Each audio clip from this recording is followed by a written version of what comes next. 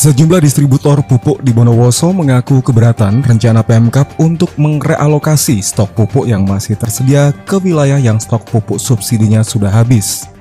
Ketua Asosiasi Distributor Pupuk Indonesia di Bondowoso, Suprapto, menegaskan pihaknya mengaku stok di wilayahnya memang masih tersedia, dan itu pun untuk petani menghadapi musim tanam. Jika stok yang ada dialih lokasikan, dia mengaku tidak bertanggung jawab jika petani di wilayahnya menjerit akibat kekurangan stok pupuk bersubsidi. Keberatan Asosiasi Distributor Pupuk Indonesia Bondowoso ini justru bertentangan dengan Pupuk Kaltim sebagai salah satu produsen pupuk yang justru meminta kepada distributor melakukan percepatan realokasi pupuk subsidi di Bondowoso. Pengalian, itu distributor dilarang melakukan penebusan. Ini kan akan berdampak kepada petani yang tidak bisa mendapatkan jatah pupuk. Sampai kapan ini penangguhan ini? Dan kalau memang ini ada penangguhan seperti itu, kami mohon dengan persurat supaya kami punya bukti kepada petani bahwa ini memang ada larangan, tidak boleh melakukan penebusan, supaya tidak ada unsur kecurigaan dari petani kepada distributor yang dianggap distributor memainkan pupuk, kan gitu. Jadi kalau memang dilarang melakukan penebusan dalam proses surat pengalian atau realokasi, ini harus ada surat resmi larangan ini kalau tidak boleh, biar distributor punya bukti kepada petani bahwa distributor tidak boleh melakukan penebusan, kan gitu. Sementara itu, Asisten 2 Pemkab Bondowoso Agus Suwarjito menyatakan realokasi pupuk subsidi ini sudah sesuai peraturan Menteri. Di Kabupaten Bondowoso, selain kita memenuhi RDKK kita, ya, karena memang baru bulan Juli kemarin ya, atau bulan Juni kemarin kita bisa memenuhi RDKK kita 100%. Ya, sehingga jumlah pupuk yang terdistribusikan di Kabupaten Bondowoso memang sesuai perencanaan kita pada tahun kemarin. Nah, 2019 ya? 2019. Sementara RDKK kita tahun 2019 masih di angka 40%. Sehingga wajar kalau jumlah pupuk yang beredar di kabupaten ini tidak sebesar seperti yang diharapkan, karena memang RDKK yang baru bisa terpenuhi 100%. Tetapi kami tetap berharap artinya pupuk di Kabupaten Bondowoso itu bisa dipenuhi sesuai dengan RDKK yang ada. Tetapi pemerintah pusat menjadikan kalau ada anggaran memang untuk penambahan daripada pupuk bersubsidi itu akan tetap diperhatikan.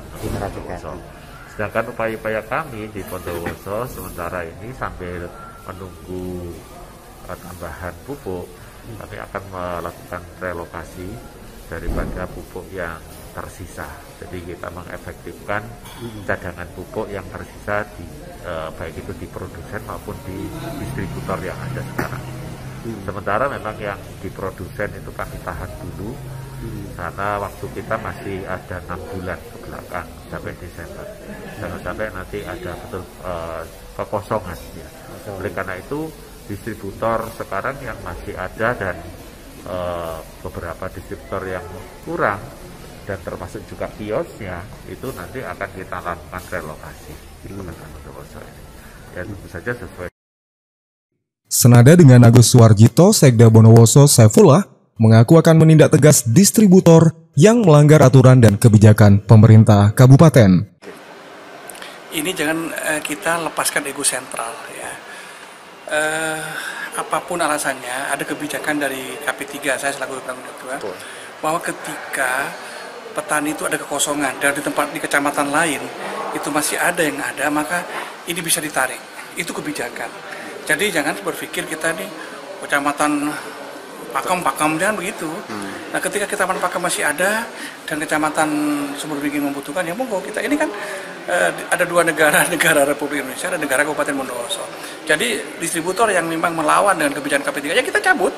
Dan regulasinya ada Pak ya, regulasi untuk realokasi itu? Kalau yang spesifik seperti itu nggak ada, ya kita sudah pelajari. Tapi ini kan kebijakan menyelamatkan masyarakat. Betul. Ya saya sudah telepon Petrokimia dan itu diperbolehkan diperbolehkan. Kalau untuk ada yang kemarin mengusulkan evaluasi Pak untuk distributor khusus Bondowoso Luar gitu, itu gimana Pak? Gini, ini kan tidak bisa lepas dari kebijakan bahwa persaingan global nggak bisa ditentukan seperti itu ya. Tetapi kita evaluasi, makanya begini, bulan depan saya evaluasi distributor itu. Karena saya melihat ada distributor yang nakal ya. Indikasinya mudah dibaca. Kenapa ini kok sudah habis? Betul. Padahal saya minta datanya, kenapa kemana penjualannya nih? Kita emang masih sekarang, insya Allah bulan depan sudah kan bulan depan sudah Agustus. Saya minta evaluasi, kenapa distributor ini sudah habis? Kok ini yang belum? Nah, yang sudah habis kita persoalkan nanti itu. Jadi saya akan pelajari betul itu. Jadi yang nakal, evaluasi ke distributor nakal. Iya, ke distributor kan kita ada Petrokimia yang ngirim sama saya datanya. Betul. Pak, saya bulan ini berdasarkan data Kementan Jawa Timur, Dinas Pertanian Jawa Timur. Jadi kita cek, betul nggak dijual ke masyarakat berapa? Itu saya pelajari. Kalau saya memang sudah ada mendapat informasi itu, tapi salah kalau melawan kebijakan. Karena KP3 itu kepentingannya untuk menyelamatkan masyarakat. Kalau pertanian ini gagal sekarang, maka dia butuh bangkit, butuh tahunan. Untuk pupuk subsidi Pak, kan stoknya berkurang memang. Diperkenankan nggak distributor menjual pupuk non subsidi? Oh, nggak boleh. Nggak boleh. Dan kita sudah menangkap ada seperti itu, permainan itu ada. Nanti kita pelajari. Solusi untuk petani gimana Pak? Solusinya? Jadi gini, petani tetap memberi pupuk subsidi ya.